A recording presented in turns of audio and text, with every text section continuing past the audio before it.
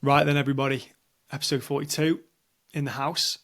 Every time I come on to do these, I'm like, does anybody even want to listen to what I have to say?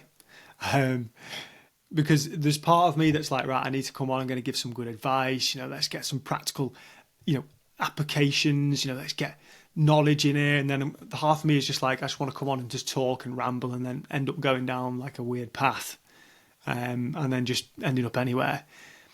And I feel like I need to strike the fine balance between the two, because otherwise I just go off on one and then I don't know where I end up, and then there's no structure, and then I'm like, what the hell do I even call the episode? But I guess that's what I like to do. So yeah, I guess we've got to deal with it a little bit. But I really enjoy it because it's like a video entry diary, and it reminds me of, like, is it the film The Martian? Where, do you know, where kind of at the start of the film is like the guy on Mars who's been left behind. And he's like checking in via like a video cam, like day 344. The plants have grown, the potatoes have been watered, the site is vacuum sealed or whatever. I know it's a little bit different, but it feels kind of the same, especially with this little mood lamp here in the back, which is new. And I got it from a place called Atomic Orange, and it's actually really sick.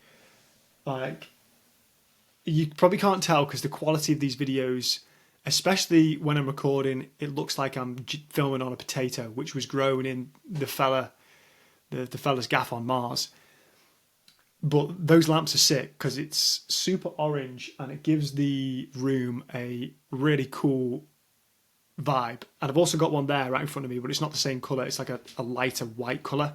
So the combination between the two is quite nice. And actually reminds me that the other day, and I feel like the past kind of 3 or 4 weeks for me have been pretty wild. I'd probably say they've been like the best 2 to 3 weeks that I've had in about a year.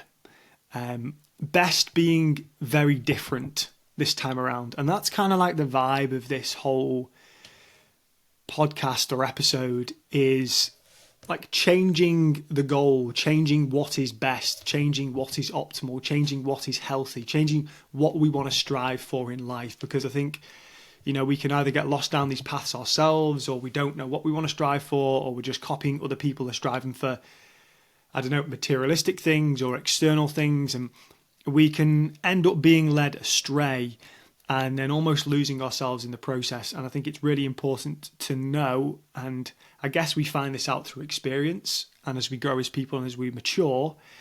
But I think the sooner that we find these things out, the more time in which we can save, and the more fulfilled in which we become, and the quicker we can become more fulfilled as well.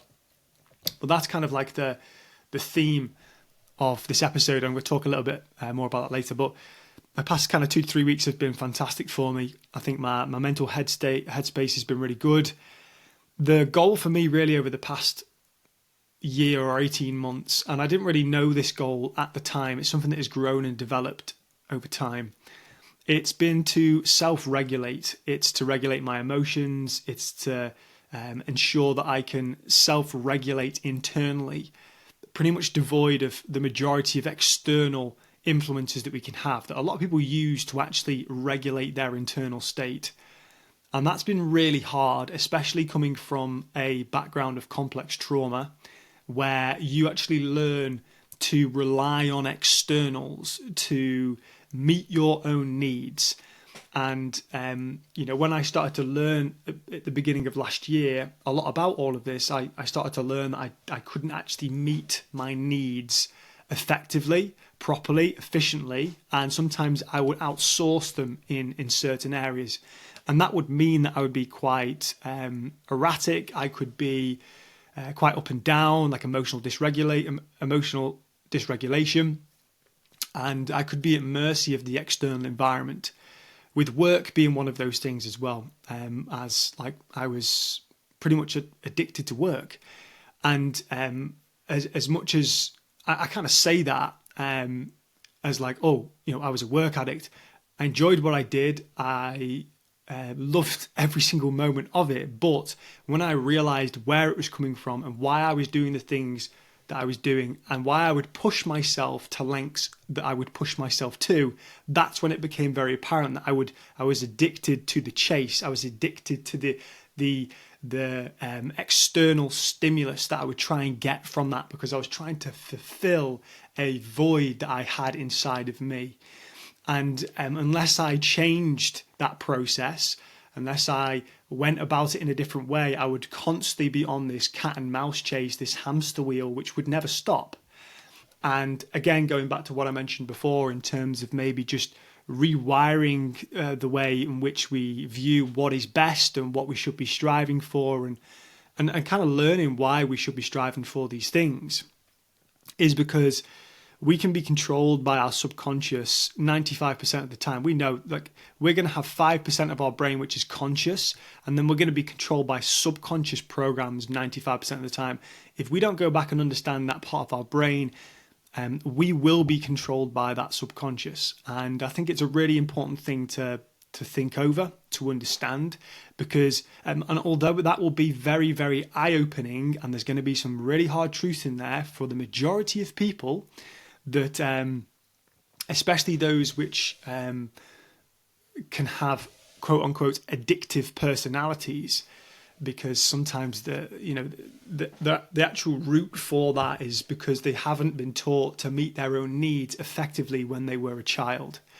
And I'm not sure, I don't really know if this is something which is widespread. If I look across like the landscape, the social landscape of what's happening currently, and obviously, I'm a guy, and I was going to mention today about like some of the struggles that I believe men have, and what I've felt as a guy, and how it's been difficult to overcome them, and why it's easy to sometimes fall into certain behaviors and certain coping mechanisms, and why that is very attractive to, I guess, not only men, but to absolutely everybody. But I'm talking about men because I am a man, and obviously I can talk pretty objectively about that because I am one.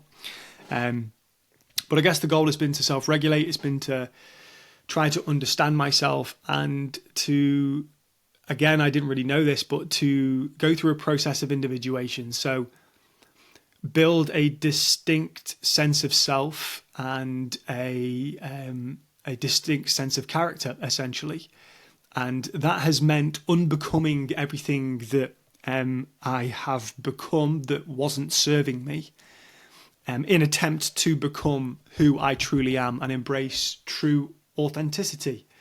And it actually reminds me of something I watched the other day, and they did a study on like the vibration of people and the energies in which they carry, and enlightenment is meant to be almost like this, the very top in terms of the energy in which we can give off.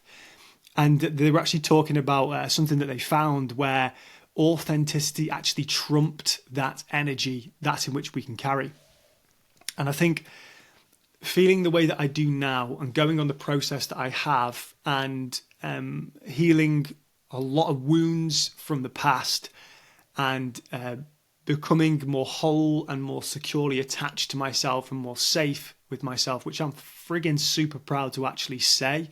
And for me to say that with confidence and stand my ground and believe that is something that I'm so proud of, because I was at the complete opposite end of the spectrum, completely insecurely attached to myself, a complete sense of unsafety within myself, unworthiness, a poor relationship with myself, a lot of shame in regards to like the way that I would talk about myself. And, that's probably just the tip of the iceberg. So to work through all those things, and it's not like, hurrah, we're all done now, let's go party.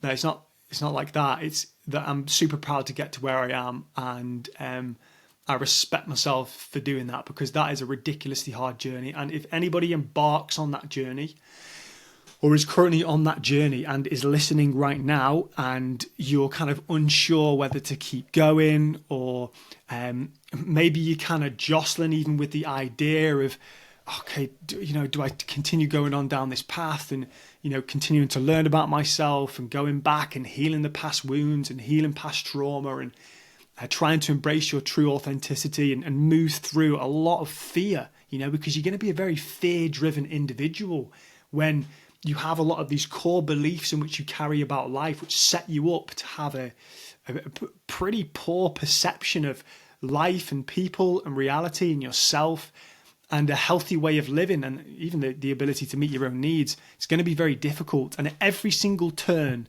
there will be fear. And at every single layer that you peel back or progress to, there is going to be another barrier, another challenge. And that process is so almost like humbling.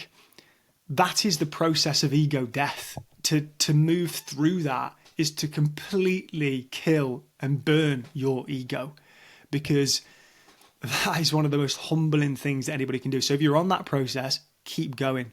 The reward that you get towards the end, or how you can feel, and I'm kind of like touch wood on this, because for the past maybe 3 to 4 months, I've been dipping in and out.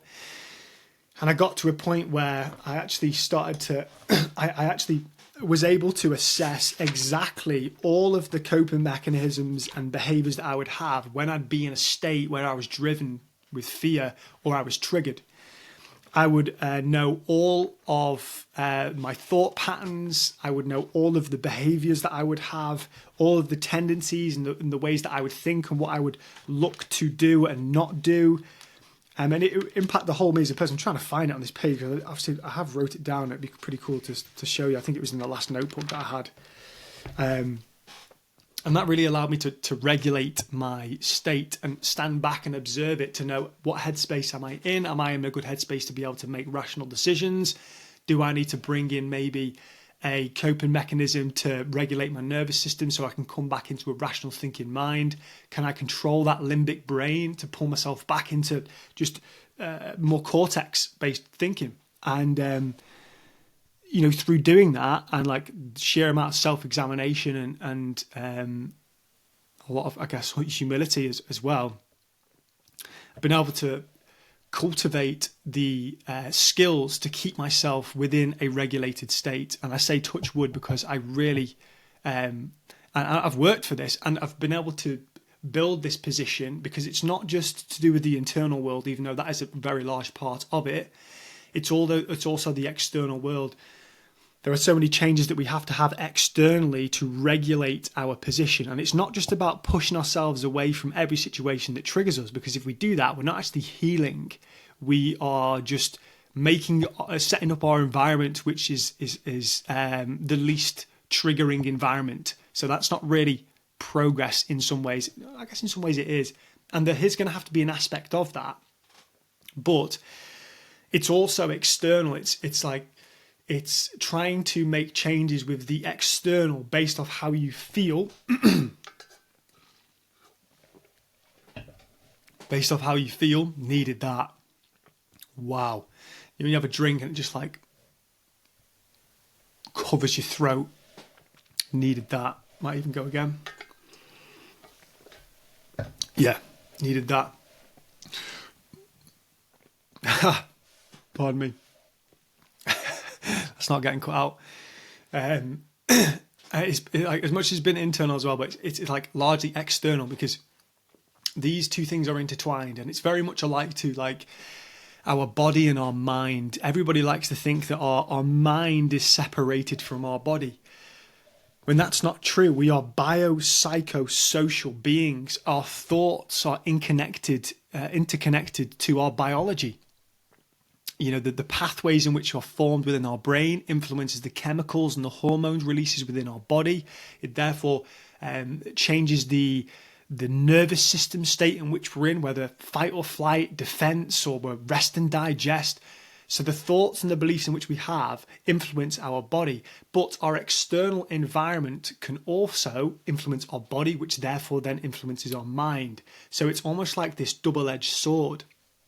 And I have had to make so many changes. And when I made the decision, because it was probably around about 8 months ago, where I actually had to make the decision that, right, okay, this now is the thing that I need to commit to if I want to change my life.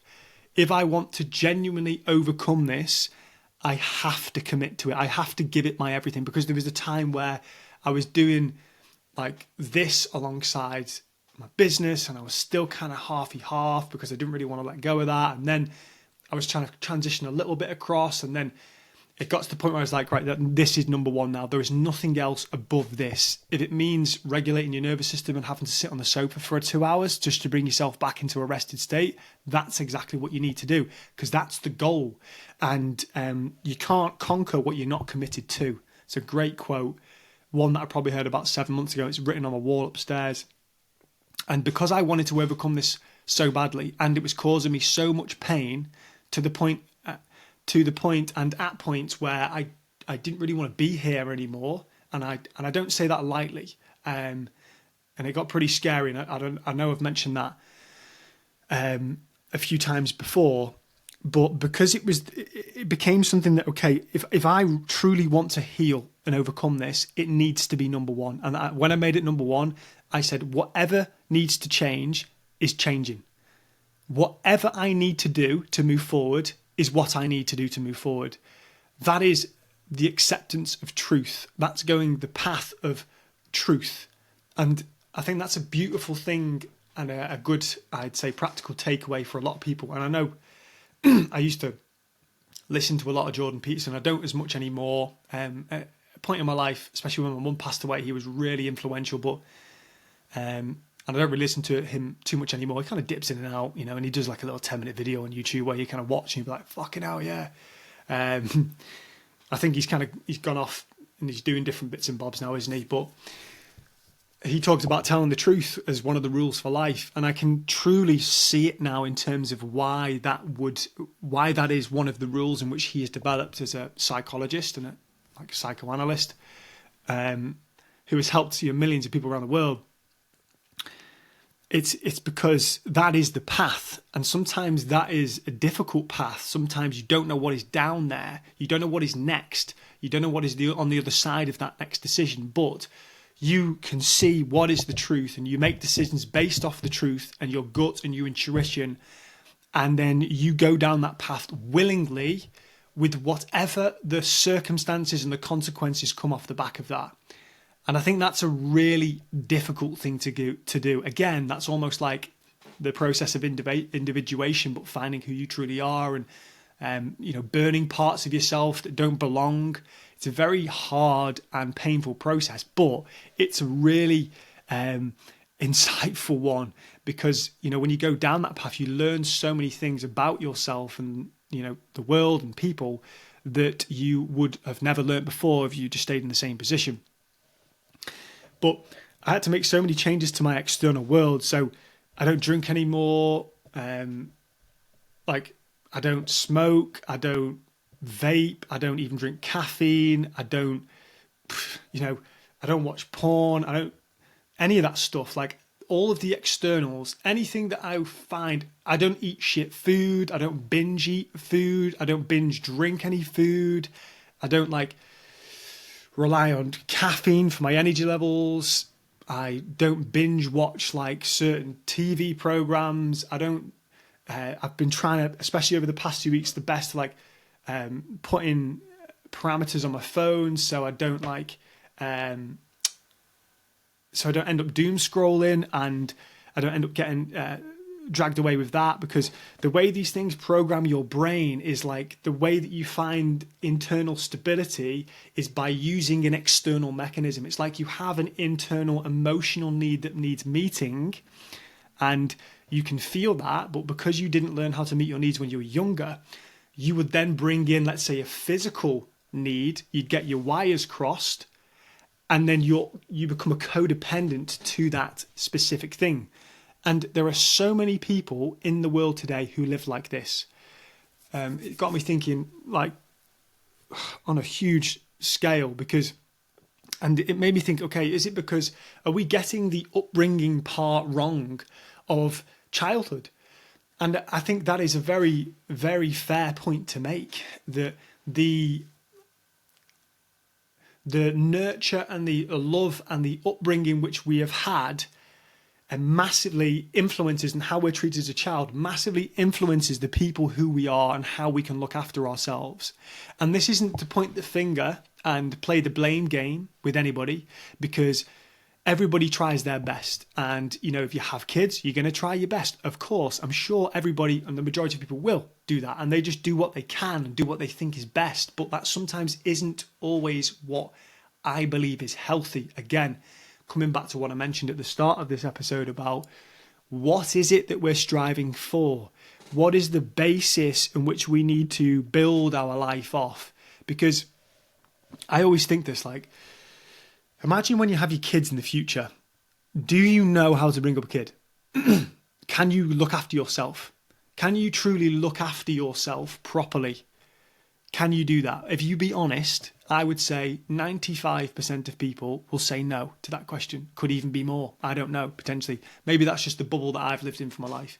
And I guess that comes down to, what do you believe is looking after yourself? And there'll be different definitions for that, of course. And I think mine will probably be very, very different to what other people's would be. But I think if you could see the effects that it would have on a person and where it gets you, and potentially if you could look at the social landscape or what is happening in the world today and how there is a lack of meaning, a lack of direction, people are quite lost. There is a lot of unfulfillment. There is over-reliance on drinking and drugs, and addiction is like so common nowadays with a lot of people. It's like something is going wrong at some point down the line. If we go upstream, where are people falling in? Let's stop rescuing people and trying to put plasters on broken arms. Let's go upstream and let's try and identify, where are people falling in at the first place? Why are they falling in? That's the question that we should be asking. And then we need to think about, okay, to stop people falling in, what do we need to do? What are the healthy boundaries in which we need to develop? Who are the people that we need to become? What are the values and the morals in which we need to have to be able to give back, to be the person who doesn't end up in those positions, who can completely self-regulate, who can help others do the same, who can help their family, who can bring up kids who can also do the same, given this works. I've not had any kids, by the way. But, I'm guessing how you bring somebody up is going to influence them a lot towards, like, throughout their life. But it's about kind of reframing that. And I know I've probably just rambled on from, like, how the past 2 weeks have been, and we're 22 minutes in. Yeah, that's exactly what I was saying at the start, But I think it's that's almost what I've been working for. And over the past 2-3 weeks, I've been able to get to a point where I am self-regulating. I'm not relying on externals anymore, and it feels very good. Don't get me wrong, dipping in and out sometimes. And it's not to say that, you get to this point and, that's it now. You never have any of these things ever again. Because I know a lot of people think, oh, that's just boring. I can't believe that's the way that you would live life.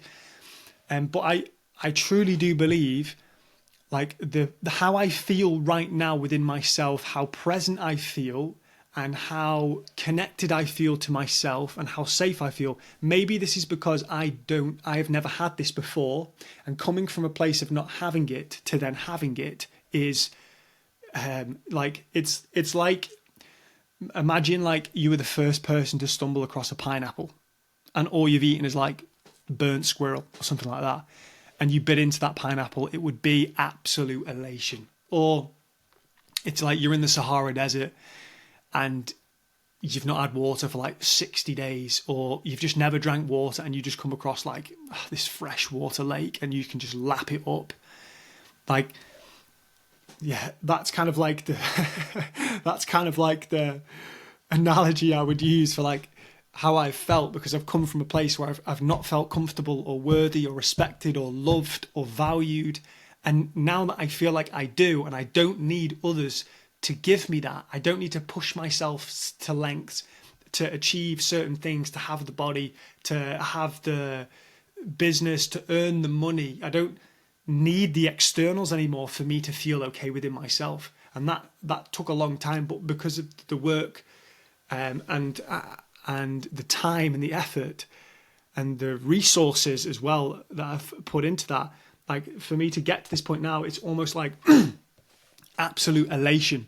And I guess that change, and I think this is what I'm saying about the majority of people in the world, and the current state of like things are like currently, is, do people feel connected to themselves? Do they feel worthy? And I think if you were to ask somebody that, they would say, yes, of course I do, because I would say the same. Like, of course. Like, it's very hard to accept, or very hard to look back, to look inwards truthfully and think, what is going on? Like, is there something that is wrong? Because we put masks up, we play roles. We don't want to be vulnerable. We don't want to show our true colours. And I was going to say weaknesses there, because I guess, you could explain them as quote unquote weaknesses, but I don't think it's weak to be able to open up. It's definitely not weak. It's 100% not weak. I think that's a different conversation within itself. Like, there's a conflation between weakness and vulnerability. And that's what's causing an issue nowadays. And I think that's one of the things in which we should strive towards, and especially with men in particular, because emotion and being an emotional being, especially, with my upbringing, that was not really something that was, you're not emotional. Emotions, what do you mean? You get the things done that you need to do. You get them done, and you have your day, and then you go to bed, and then you go and do the things again tomorrow, and you trailblaze through life. And, that just becomes so deep rooted.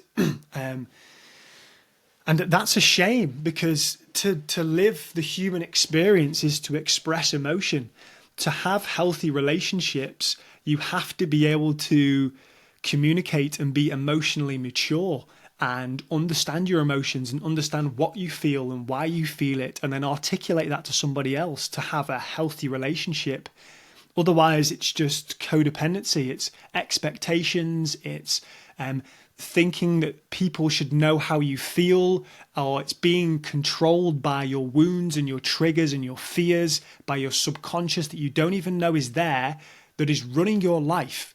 And this is what causes kind of like a bit of a ripple effect in so many different areas. And that comes down to the inability to understand yourself, to have self-awareness, to have humility, to show vulnerability, to look inwards and accept sometimes when we don't feel good or when things aren't the way that they should be, and taking time and solitude to be able to figure these things out. And again, if we just look at the state of the world and the way that everything is set up, we're so go, go, go all the time. We're getting up in the morning to go to the gym for 6, so we're losing out on sleep, and we're smashing caffeine when we first get up. We get to the gym, then we go to work at 9 o'clock, we're working extra till 6, then we have to drive home on the motorway, which is full of cars in the night time when it's raining. You get home, you go for a little bit of a walk, you have your dinner, you sit down, you watch your TV, you scroll on your phone, you consume loads of bad news, you go to bed, you do it again for 5 days of the week. On the weekend, you go out, you get pissed, people are taking drugs, doing whatever. It is just a wild process that people are going through in this cycle. And I don't know whether this is more so sometimes like within smaller towns. I was brought up like in a very rugby culture, and it's not to say that this is all bad, by the way. I'm not trying to just kind of throw things in throw it over in that bin, because I don't think that is a very good way to go about things. There's a continuum with everything, and we're always kind of moving back and forth along this continuum. It's not good or bad. We could maybe have healthy and unhealthy, and it will, fall along this continuum. Sometimes it creeps more toward unhealthy. Sometimes it might creep more towards healthy, and it will fluctuate throughout life.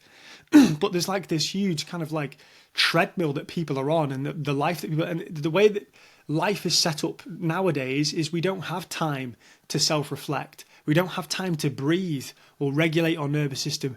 We have a boot on our throat from pretty much the time in which we leave school.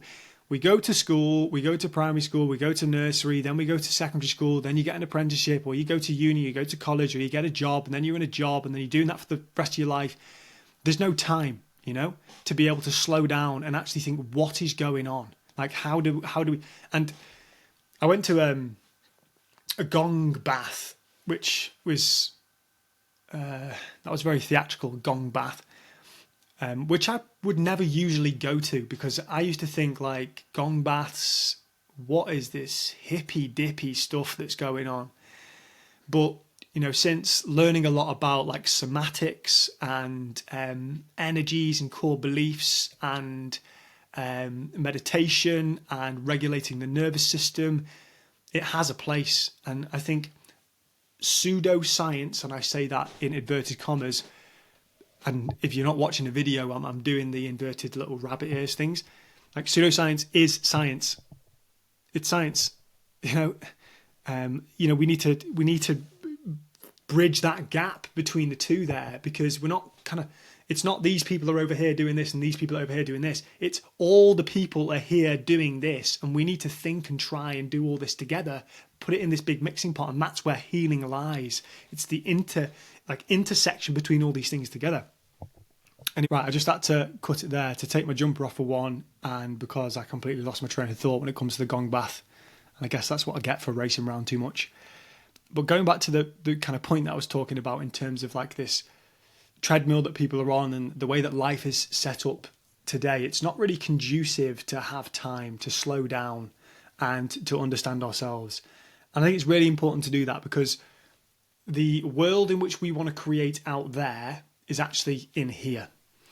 And the more that you start to learn about psychology and the mirrors in which we hold and the core beliefs in which we hold and confirmation bias, so we see and we confirm the beliefs in which we hold within ourselves. So the world that we are looking at and perceiving and experiencing actually exists inside our own brain, with the beliefs in which we hold, and also the bodily state in which we have as well. So how we regulate our body and our nervous system is connected to the pathways in which in our brain, how they fire, how they function, because obviously they connect together and they influence each other. So the world in which we want to experience out there starts in here. And I guess with kind of men nowadays, it's quite difficult for us. It's been difficult for a lot of people, because I think there is a lack of direction, there is a lack of role models, but there's a lack of a sense of what is actually the thing that we're moving towards. What is the goal? What is it we're here for? And I know it'll obviously be very different will be different with different things for different people, in terms of like, let's say your job or your career, and your meaning is going to be more specific to you. But I mean, let's say on a greater level, like, what is it that we're here for to do, and how are we meant to function when we are here? To have a healthy life, to be able to self-regulate, to be able to look after ourselves. And I guess you probably fall into the category here of those kind of woke people that say, you can't tell me what I can't do and can do. And I'm not telling anybody, I guess anybody can do whatever they want to do, but who would not want to be, who would not want to self-regulate? Who would not want to have healthy relationships and be safe and secure within themselves, and not be dependent on other people and things, and be able to look after themselves and have good health outcomes, because it's all interconnected together. And it kind of got me thinking today, because I was on the call with one of my friends, Jack, who's a coach he lives in Dubai. He's like one of the best transformation coaches there are in the world. He's that good, and he's got a huge business, and I love him to bits. He's a great guy. But I asked him, what is growth to you? Because Jack is very, business driven. He loves his goals. He's very business driven, obviously very much into self-development as well. But I asked him, what is growth? What is it you're aiming for? What are you kind of striving for? Because that's something that a question that I've had to bear over the past year. And it's one that has changed my whole life, because I have gone from, let's say, striving for money, for the body, for validation, for all of these external things, to internal things, to self-regulation, to nervous system management, to self-love, to improving my narrative within my head, and making sure that I've always got a supportive, loving voice and narrative within my brain. These are more so like the quote unquote growth, the things in regards to growth and the things that I've wanted to achieve over the past year. And even things like slowness and stillness, and the ability to go for a walk in the morning, and the ability to not have an alarm, and to eat healthy food, and to look after my body and sauna every day, and to not be overridden with work, and to have like healthy, meaningful connections and relationships and deep conversations, and to be able to understand myself, so then I can then go into relationships in hope that they can be the healthiest ones that they can be, and communicate how I feel effectively, to ensure that I can manage them, because that's something I couldn't do, and it has been like a dream of mine, I suppose. But I think a lot of men in particular, and could be a lot of women as well, are in a similar bracket. But I think kind of men have weight on their shoulders as well, because there's almost like this pressure to perform, this pressure to be, that they have to almost kind of take control. And I don't think it's as much now, and I don't mean control in the way that they have to do everything and they're superior to women. It's nothing to do with that. But there's almost like there is that pressure that men should act first. Men should have their shit together. They should look after the family. They should be they should want to be the head of the family, and not in a bad way, but in a good way, and look after the family. And that's a big pressure to carry. But if you don't get taught how to properly regulate yourself and look after yourself, and you've got your wires crossed with emotional and physical needs, and you're constantly looking at externally, and you don't have a good narrative within your head because you didn't learn how to love yourself properly, you didn't build a safe connection with yourself when you were younger, how the hell are you meant to take responsibility and have purpose and meaning and drive and look after your family when you can't even look after yourself, when you can't even respect yourself enough, or love yourself enough, or understand yourself enough? And that's almost like the go upstream and find where this is coming from, where I believe it is coming from. And this is why I think it's important that we all acknowledge that it's important to understand ourselves and kind of go on this journey of learning about ourselves, but also ensuring that we kind of break out of these molds. And just because we have done something our whole life, because we were taught it from our parents, and we can have this amazing idea of our upbringing, our parents, and it was great, and this is what our mind will do, but we skip over things that may not be the healthiest, and because we will just replicate relationships that we have seen in the past. But what if you are a person that doesn't fit that mold anymore? What if there is a disconnect between the way in which you are acting and what you believe, and the kind of the values in which you hold? There's a disconnect. There's a gap between you and what is happening, and that is a gap of unfulfillment. That's a gap of what the fuck is going on. And I think this is very widespread, and I'm not sure if everybody can like understand it or articulate it, because kind of like I'd say 16 months ago, I definitely could not. I didn't even know how to analyze an emotion when it arose. I didn't know what I was feeling. I didn't understand emotions at all.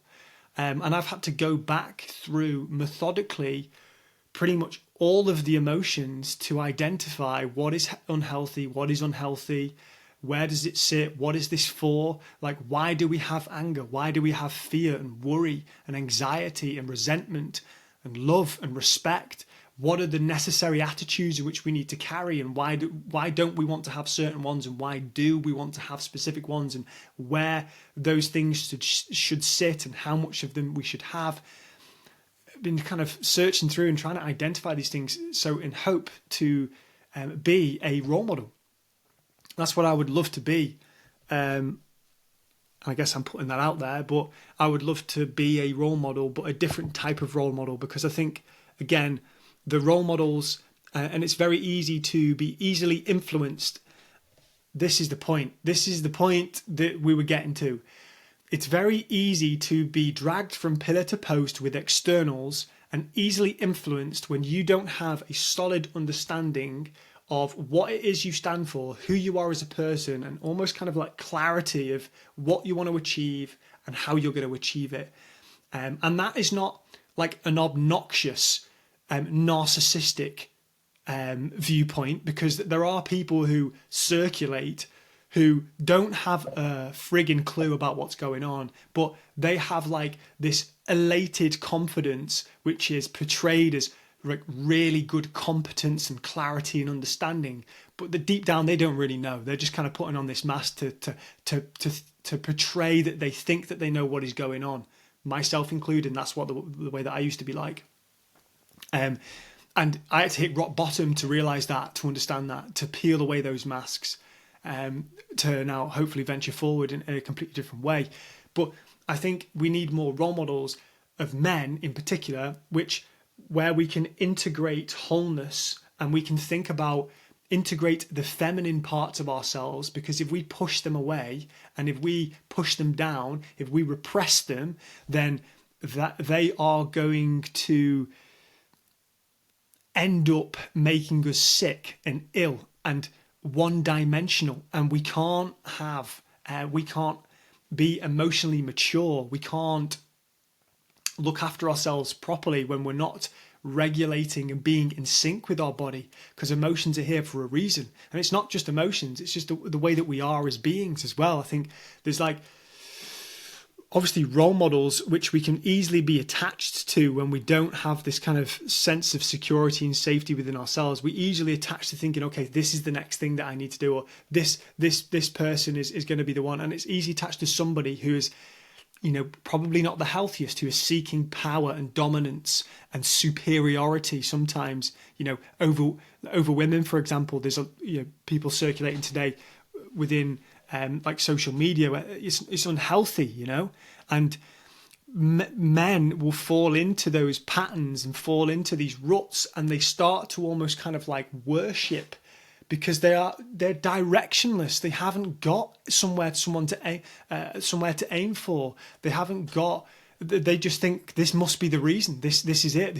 They're speaking so much sense, and then it deepens those beliefs, and then you develop those beliefs, and then you start playing those beliefs out in life, and then it has like this huge ripple effect in different areas, and then it becomes even more deep rooted. It's like trauma, it's hereditary trauma that is passed on through people and generations, that is embedded within society, which is so difficult to uproot because it's laced throughout inside people and their personalities. And I think, and you could probably say, well, who are you to say what is healthy? Like, who are you to know what is going on? And it's not to say that I am the Dalai Lama or the people who I've learnt off is the Dalai Lama, but I do know what has worked for me, and how I feel now in comparison to how I used to feel, and how the way that I used to be was the way that the majority of people are.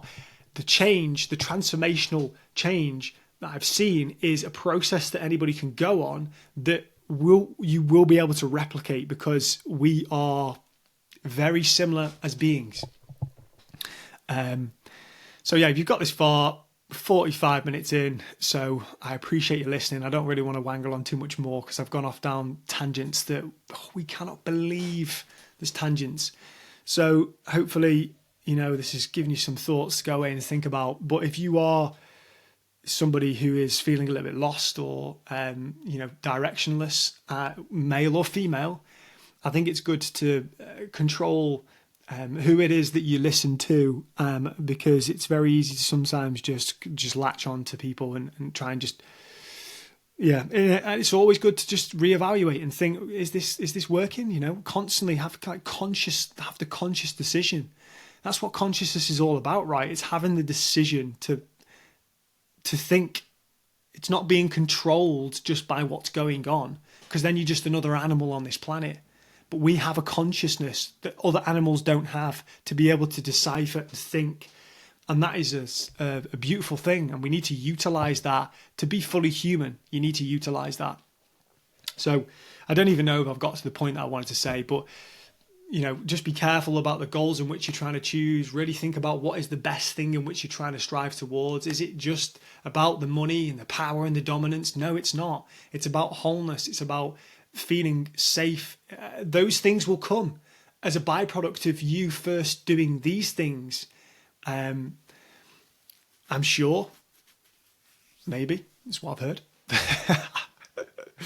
No, I'm sure they will. Anyway, I'm rambling. Appreciate you listening. If you've enjoyed it, let me know. And if anyone's got to this point, give us a message and just let us know, because I appreciate you for here listening to me ramble for 45 minutes.